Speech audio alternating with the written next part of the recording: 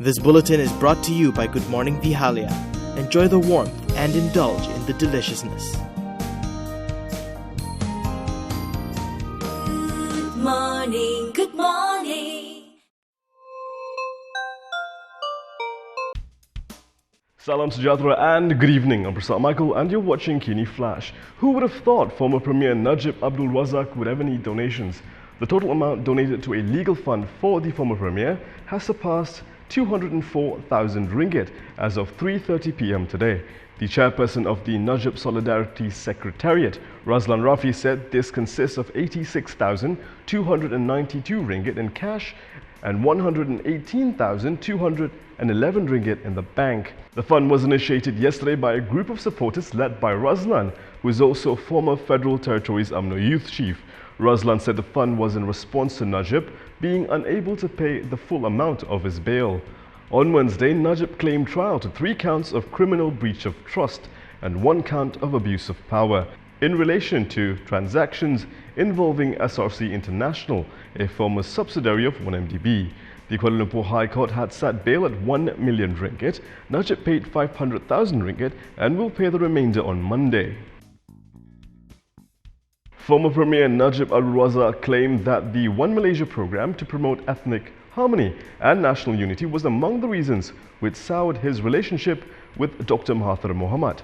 In an exclusive interview with Malaysia Kini last week, he said Mahathir, who was aligned with the right-wing movement Perkasa at the time, felt that Najib was conceding too much to the non-Malays. However, he noted that Mahathir, who was instrumental in Perkasa's founding and its patron, changed his tune after joining Pakatan Harapan and rebranded himself as a supposed reformist. We had a very good relationship. I mean, we used to spend quite a lot of time. He would invite me to his house and to have dinner, and after dinner we would retire to his room upstairs, private, first floor, or the what they call the upper floor of his house. We sit down, just the two of us, and talk about many things. Of course, he was not happy about certain things. He was not happy about One Malaysia at that time. He was not happy. I was using that jet. He said, "Why don't you sell the jet?" I said, "The jet was bought by Patla," he said. But I noticed even today he's still using the same jet. Because it's not actually a big jet. It's when you go internationally, set aside, side by side, the other leaders. Ours is a tiny jet compared. The other leaders were using a 747 or a Airbus 330, you see. But it was something that I thought, as a leader of the country, and we are going quite global, that we do need a reasonable size plane to get us around.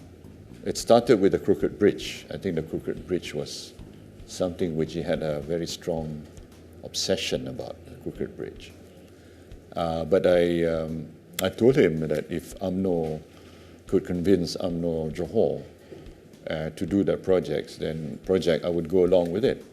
But UMNO Johor did not support the implementation of the project. I have difficulty for 2 reasons. One, the project was cancelled by Patla and compensations were paid.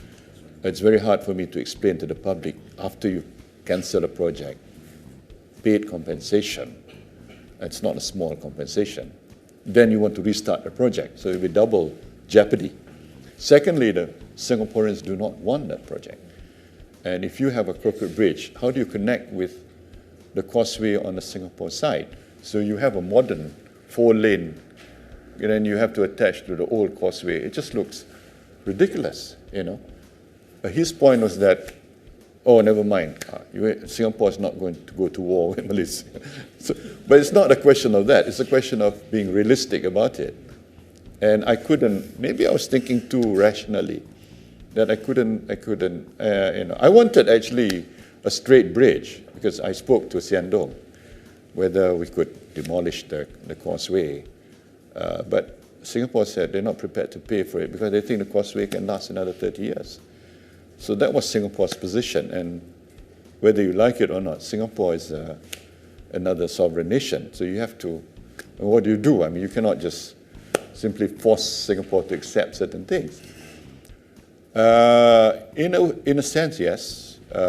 I underestimated the ability of opposition to get together, given their history, their very colorful history, so to speak.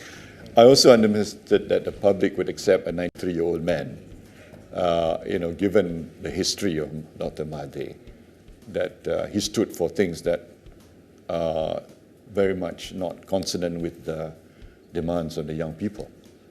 That was the Mahathir, that period. But surprisingly, once you join opposition, you seem to have, you start on a clean slate if you join the opposition. At that time, he was with Perkasa, and he was more on the right wing, even against ISA, against all these things, against removal of the Seditious Act and things like that. So he stood on that platform for some time. It was subsequently he moved and joined up with DAP and all that, So that's a big change in his, in his political position. And this happened quite recently. But if you go on his track record, when he was in UMNO, he labeled DAP as racist and anti-Malay. I have not done that. I have not attacked DAP in that manner. Of course, we disagree, but I have not said DAP is anti-Malay or outrightly. I'm concerned about some of their their policies, yes. But he's on record, very, practically all his speeches would demonize DAP, and DAP would demonize him. And DAP said if we were in power, he would be the first person we put in prison. And DAP is on record to say that, you see. So when they got together, it was something that I didn't expect. I don't know how many people expected it. The nature of the words we used, I didn't explicitly say they're racist or anti-Malay, or anti-Islam. But I did express concern about DAP because the policies of DAP will not be, in line with UMNO's policies. Many UMNO leaders did use those words. Well, UMNO is a big party, 3 million people. Of course, you have, people, and they express things in their own style, their own language. Yeah. There were other demands. He wanted more money for Langkawi. He wanted other things. But when I could accommodate, I accommodated. Like he wanted his son to be Menteri Besar of Kedah, and I accommodated that. But after that, I didn't realize that things deteriorated after that. Federal Commercial Crimes Director Amar Singh has advised former Federal Territories Umno Youth Chief Razlan Rafi not to make a Tin Kosong statement. This is after Razlan warned Amar and the MACC yesterday to stop talking about 1MDB in view of the temporary gag order issued by the High Court in Kuala Lumpur. Dan saya minta kepada media semua, memang kita pun dah keluarkan untuk tidak boleh berbicarakan tentang kes ini dalam media. So stop using this termasuk polis sendiri, termasuk polis wilayah, SPRM juga. Siapa dia yang Singh tu, siapa nama? Amar Singh untuk berhenti membicarakan tentang kes 1MDB ni. Jangan membiarkan media untuk menjatuhkan hukuman kepada Datuk Najib. Saya beri amaran kepada beliau. Mahkamah pun dah keluarkan jangan membicarakan perkara ini di luar mahkamah, dan stop sampai bulan 2 biarlah siasatan dijalankan. Janganlah ada sibuk-sibuk ceritakan list tu, list ni berjuta-juta ditangkap 1.1 bilion ini. Semua adalah perkara-perkara yang negatif yang tidak ada kebenaran. Untuk mengambil perhatian rakyat, untuk beranggapan negatif kepada Datuk Seri Najib. Biar mahkamah yang menentukan. Kalau beliau bersalah, kalau beliau tak bersalah pun biar mahkamah menentukan. Jangan kita sebagai penyawat awam nak mainkan peranan persepsi ini. Okey, saya ingatkan kepada Amar Singh dan juga SPRM dan juga siapa-siapa yang berkuasa. Bahasa Melayu has been a hot topic since Attorney General Tommy Thomas was forced to cancel his press conference after he was heckled by a group of Najib supporters for speaking in English at the Kuala Lumpur courthouse on Wednesday.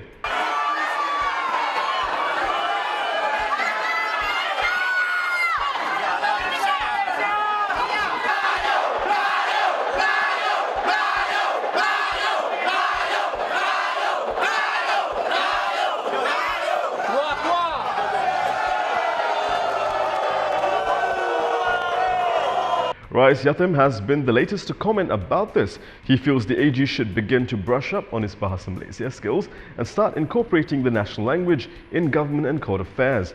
This is what Rais said in an interview with Malaysia Kini. Kerajaan mesti tegas dalam soal penggunaan bahasa Melayu sebagai bahasa kebangsaan. Walaupun di bawah Akta Bahasa Kebangsaan dibenarkan terjemahan dan sebagainya, namun perlembagaan berkata bahasa itu adalah bahasa kebangsaan. Justru pemakaiannya di mahkamah, pemakaiannya dalam pentadbiran dan dalam perjuangan yang lain adalah utama.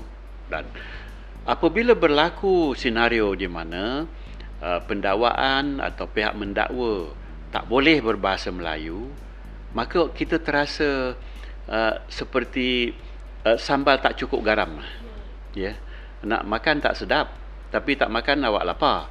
Dalam hal yang sedemikian, perlu peguam negara sekarang belajarlah bahasa Melayu. Bukan susah. Kalau boleh belajar bahasa Inggeris, kenapa tak boleh belajar bahasa Melayu? Bukan semua hujah di mahkamah tak dibenarkan dalam bahasa Inggeris. Boleh. Tetapi dalam mukadimahnya, dalam tirainya membuka pentas, mestilah dibuat dalam bahasa Malaysia. Ini tidak dibuat. Jadi saya sendiri rasa kesal. Kenapa begitu? Saya bila pergi ke mahkamah, saya gunakan bahasa Melayu. Bila hakim kata, Tan Sri boleh hujah dalam bahasa Inggeris, kalau mahu, saya buat. Tapi sekarang tidak. Macam automatik, boleh pakai bahasa Inggeris saja, terus menerus. Dari segi itu, saya bersama rakyat yang mendesak supaya senario ini bertukar. Yang kedua, pemimpin harus sekarang sedar. Penggunaan bahasa Melayu itu mengukuhkan kekitaan kita. Dan kita mesti mempunyai jurusan menentukan warna Malaysia ini sendiri. Takkan kita nak jadikan Malaysia sebagai berbahasa Inggeris sebagai bahasa rasmi. Inilah yang nampak oleh kita. Bila ini berlaku, iaitu pemimpin pun tak kisah bercakap bahasa Melayu, dalam mahkamah pun peguam negara tak boleh berbahasa Melayu atau tak mahu, maka menjunamlah nation building atau binaan negara kita. Ini harus dilihat dari sudut itu. Jatuhnya rukun negara kita sebab kita tidak menghormati perlembagaan kita. Jatuhnya kita sebagai bangsa Malaysia sebab kita tak boleh dan tak mahu bercakap dalam bahasa Melayu.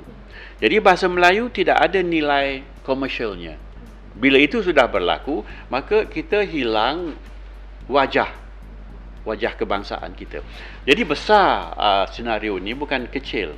Dan saya harap peguam negara tak kecil hati kalau saya menyarankan secara umum, gunakanlah sedikit bahasa kebangsaan dalam fasa-fasa utama, fasa-fasa awalan dalam hujahnya untuk di mahkamah.